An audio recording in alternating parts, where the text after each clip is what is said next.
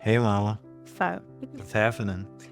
just out here. I like your pink hat. Thank you. I like your black hat. Thank you.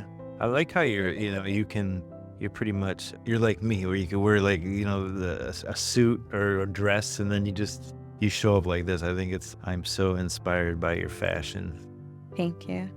We're going to go and we're going to ask each other some questions. More of a rapid fire type situation. Okay. So divine feminine masculine. What comes to mind? You already did this last time. Doesn't matter. Divine feminine masculine. I'm asking the questions here. In define feminine, we are the creators. So when we are in our feminine energy, we are able to provide all of the loving, the nurturing. We're anticipating your needs. Because if we feel soft, that's women in general. If we have a soft spot towards you, that's how women keep getting hurt out here. These soft spots. We're a partnership that loves to be together all the time. We love to work together. We love to play together. We love to raise family together. We love to be together. But we still have autonomy. Mm-hmm. What does autonomy mean in that healthy of a relationship? That would mean that we do love to be together, but also I am very autonomous. I'm a Sagittarius, a December Sag. So I prefer to be gone doing something. I like a lot of solitude. And I appreciate that you also are the same way. So you can understand it through my POV. You don't ever think like if I need space or I just like do something last minute or spur of the moment, you're not taking it as a personal attack. You're just like, oh, okay, cool. She's doing her thing. The same way, like if you're like last minute, oh, I want to go catch this set, or, oh, I want to go hang out with Menace, which is whatever the case may be. It's like, boom, of course, enjoy. Yeah. But mostly But it comes from a sense of security also. I feel secure in whatever you're doing away from me because of how you show up. Yeah, I think it's beautiful when a man or a woman can create that security that you don't trip out when they're going somewhere or they're doing something. And usually 9 out of 10 times, if it's mostly for work, when we go out and do things because we're very intentional about what we do, but there's no drama. And if I'm late or if you're late, make a phone call, we do that, but both of us are running home, so we know that we're not trying to be late. We're not trying to, if I give you a time, I try to be there earlier than that time, but I also run late at times too. But also, we both give each other a lot of free spirit tax. The where we just understand that the other is in their moment, in their vortex. And that's super important too. That's friendship. That's real friendship. Yeah, best friendship. I love that. When we talk about choosing each other first in hard times, what does that mean to you? No matter what, like 10 toes down, like you're the person I'm building with. You're who, like, and I give the best of me to many people, like, just because that's who we are as humans. You're the same. So to not bring that same energy with my most intimate relationship would be crazy. Like I would have to intentionally be working against you. And that would be so counterintuitive with our bond and the level of the trust, the respect, all of that. Like we've built too much. Right. I mean, we're not going to do something disrespectful, but No. just something that doesn't even make sense. Mm-mm. Yeah, that's creates closeness. Yeah. And all the things we talk about are ways and tools and examples in leading by example, so others can also see that those things work and they do bring people together. Do I have quirks? Do you have quirks? You're a quirk with a name. Thank you that I can laugh at that, But name some of my quirks, some of the things that are Adrian Tonon quirks. Oh gosh. Is OCD a quirk? Yes, my OCD has been Like, much just better. the tendency. Well, no, you don't even do like your OCD anymore. I would say it's more ritualistic stuff. Once you find a groove or a routine, you're in it to win it, and I love that and I respect that. But also where I'm like, hey, snap out of it. Like it doesn't, like we're moving. Like life is very fluid. Like you can't be so rigid on specific things because you start working against yourself. Yeah, blame it on my ADD, baby. But yes.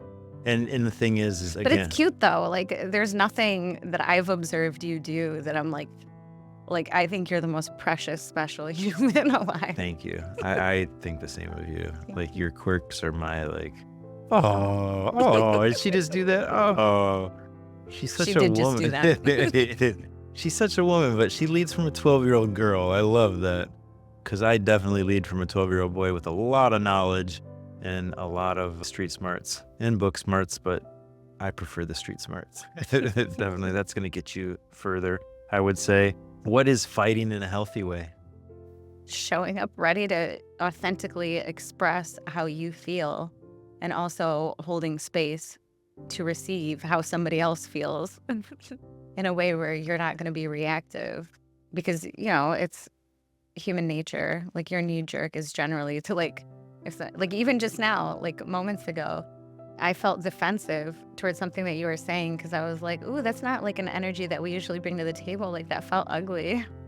So I wanted to like call it out right away. But with me being authentic and expressing authentically, I have to take whatever you say authentically back and just be mentally prepared for that. Yeah. And again, not being an ego Yeah, and is just something that you can take it for what it is. Totally. You process it. just keeping it respectful, because it's like, okay, I shouldn't take this personally because what I said, I'm not intending that in a personal way to hurt you, just in a way to highlight a specific need or emotion or feeling or whatever the case may be. Yeah.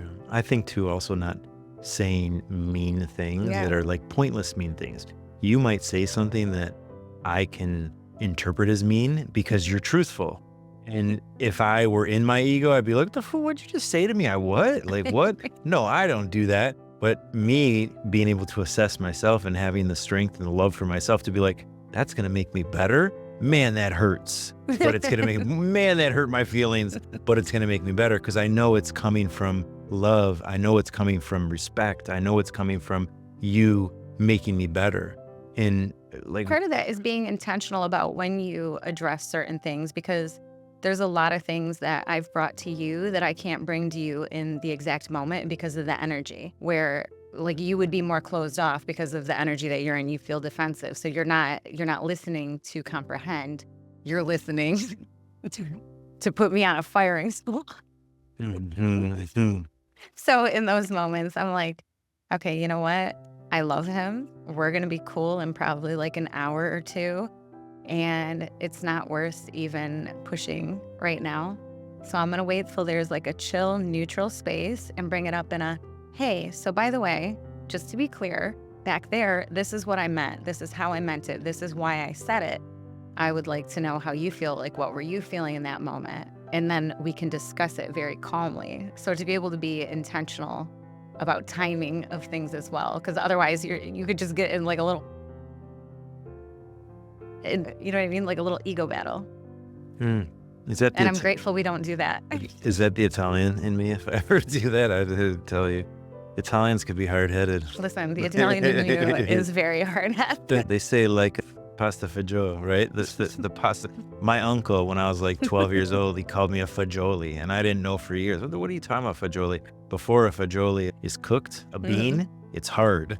Oh, that's like, cute. My head is hard like a fagioli. Which and uncle? I can, Zio Giuliano, Carlo's father. So again, fighting healthy is being truthful, not coming at you with mean things that won't even matter, or using your own personal life as weaponry, right? That's another thing, is like, why would you do that? Why would you put me through something that I've already been through? Why would you shame me? Why would you?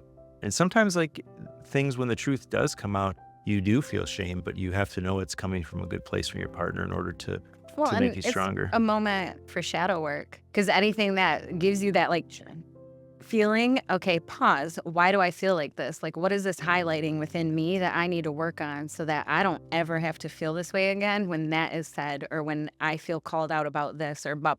Like, how do I master this? How important is teamwork and friendship in a relationship?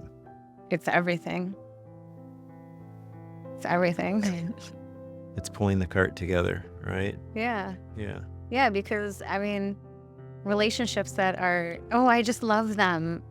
Probably a lot of that is just lust as well. So in the hard moments, like even when you're best friends with somebody, the hard moments can be really difficult and very challenging. And if you don't have a solid foundation, that'll crumble very quickly. So in the hard moment, like anybody could be upset with or off put by their partner, but like your best friend, you're going to come around to your best friend. Isn't that true? You are. You're going to. Well, I say that all the time, and sometimes, oh, you're my best friend. You be in a relationship, you're my best friend, and then when it comes down to the hard moments is like, that's not how my best friend would treat me. That's not how my best friend would, like, I'd be back best friends. I'm your best friend. 100%. I'm like, gosh, to take away respect to everyone, I'm beginning to before. think you're my nemesis. That's classic. Why don't you ask me some questions and we can go from there? Let's discuss wounds. Let's discuss how important the mother and father wound or the mother-father connection is. My father, I had an incredible relationship with. He passed away when I was 21. It was like losing. I had my superhero living in my home, and he passed away. That was rough. That was tough. So with my father, I don't think I had father wounds. My mother, incredible woman. I worked with my mother for years as a business partner, what have you. She probably has some wounds from when she was a child, and hurt people sometimes hurt people. I'll be very candid about that. I feel like I've healed those. I think I have a better relationship with my mother today. But at the end of the day, bringing those into a relationship with another woman that would actually trigger you when the other woman simulates things that your mother did, but really it's not reality. Mm-hmm. It's something that you're programmed to think. And it's really doing shadow work in order to make the outcome different and the reaction different. And I think that, it's all about putting in the work. And it's also about reflecting and loving yourself first and putting the mask on you first in order to be stronger for others. So, yeah. What else do you have for me? I love you. How do betrayal wounds show up? Elaborate on that a little bit. Like for me, I have very deep betrayal wounds. I've been betrayed by a sea of humans over the span of my life. So in my intimate relationships, it's hard for me to believe that somebody's not out to get me. And that doesn't have to be based off of anything that anybody's doing. It just, in my brain, because of past experiences repeated over time, I've become wired to feel that no matter what connection I'm in, they're going to betray me. The other foot is going to drop.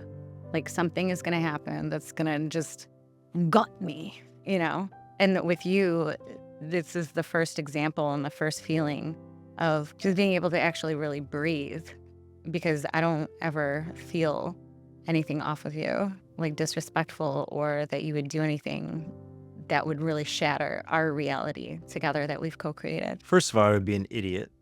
And I'm not an idiot at all. You're so cute. But are you kidding me? I'd be a dummy. But I'm not that at all, because you consistently show up every day in such a divine way, whether it's 2 a.m. or it's 6:30 a.m. making breakfast for the kids, what have you.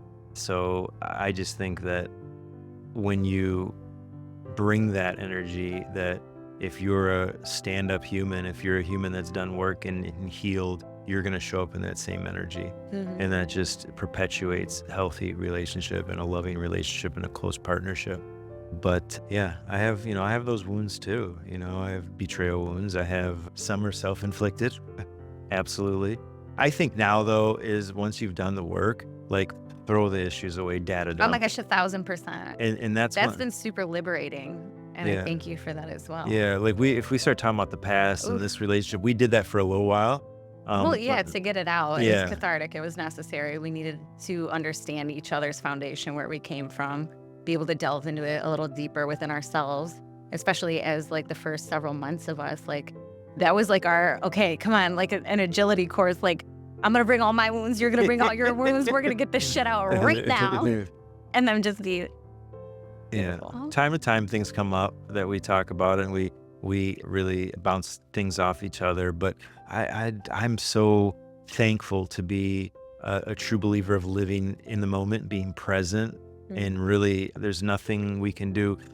It took me many years because I'm so ambitious and so hungry to serve the world, right? I always have as a kid, but sometimes you're so caught up in what's tomorrow doing? How am I going to get here? How am I going to get, rather than just enjoying and somewhat, it got me to a certain age. And mostly when I have, the years that we've been together, I've surrendered to the universe, right? Peace looks really beautiful on you. My gosh, I'm still relentless. Yeah, but peacefully. Yeah, I think It's nice to so. see ease in you. So as I feel ease, I see the ease in you. hmm But again, that takes a great partnership, because if you are in a partnership where you're sound and the other person's spinning out of control, there's no way that you can have one autonomy with somebody like that, right? No. Or have a true friendship with someone like that, because that is like, it's like any partnership. You got to come from a sound mind on both ends, on all ends. Otherwise, it's not going to work out. No. It's not going to work out. But what else do you have for me? If our love was a treasure map of sorts that you could put down on paper to show people to get from point A to point B of where they're currently at to being in a healthy, loving relationship, what would that look like between point A and point B? I would take a bird's eye view of the map and I would study it. I would be proactive and I would be very calculated and intentional, and then draw like a pencil line through. Then I would get my permanent marker and I would map it out to where I would not look back at any point in the road and have a regret and have a shoulda, woulda, coulda. I would always show up in every situation and hit every part of the map with I'm giving my 1,000%. I am going above and beyond for everything I do, because I do not take this person for granted, and I do not take this situation for granted. And I am so grateful and I have so much appreciation that it would get me to the treasure. And then I would bathe in the treasure. Meow. Thank you. Love you, Prod. Bye. Pride by Bert. That's a wrap.